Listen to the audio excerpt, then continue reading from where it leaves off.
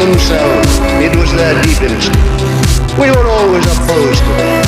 We said, no, it won't work, and it's undesirable that it should work. We can live in peace and friendship side by side in separate nations and separate developments.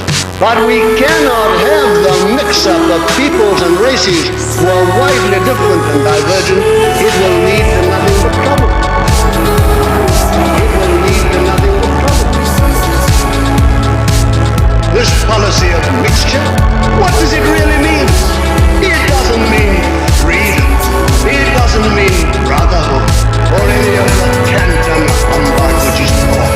That is just the mask for some of the brightest forces on earth to exploit the peoples in the future as they have done in the past. Every one of us in this hall was old enough to see before the war. Every one of you know what happened.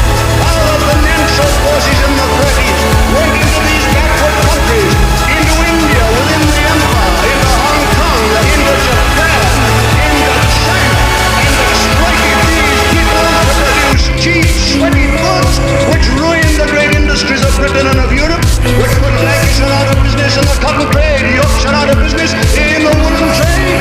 And these poor devils of coolies were exploited for a wage of a few shillings a week. For what purpose? To enable the city of London and Wall Street, New York, to make better profits by sweating the air and helping us.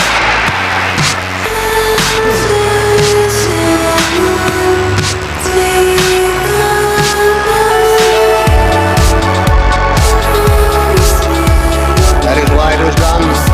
That was the whole purpose. And with what result? China thrown into the arms of communism. The largest population in the world simply passed as a present to communism. Because if you treat people like that, it's the only possible result. If there's no one to save them, no one to help them, and they've simply been ground into poverty and sweating and exploitation, what can you expect except they go communist as they did? And all these countries which have been exploited, thrown and tossed aside by finance, are now becoming the victims of communism. So finance seeks fresh fields of exploitation. Where do they turn? When the old people are exhausted, when many a poor laborers died of consumption and of other horrible diseases in their sweatshops, or when they're exhausted fields of exploitation, where do they turn now? New pastures, new forests, fresh virgin land. And then you erect a Union Jack or another flag of Europe, and under that flag, where you allow these things to happen as we have done in the past, and those poor devils that have sweated and exploited in Africa, like the other poor devils in China, India, and Japan, a great new field for sweatshops to be opened up, so that these new industries which we're creating in Britain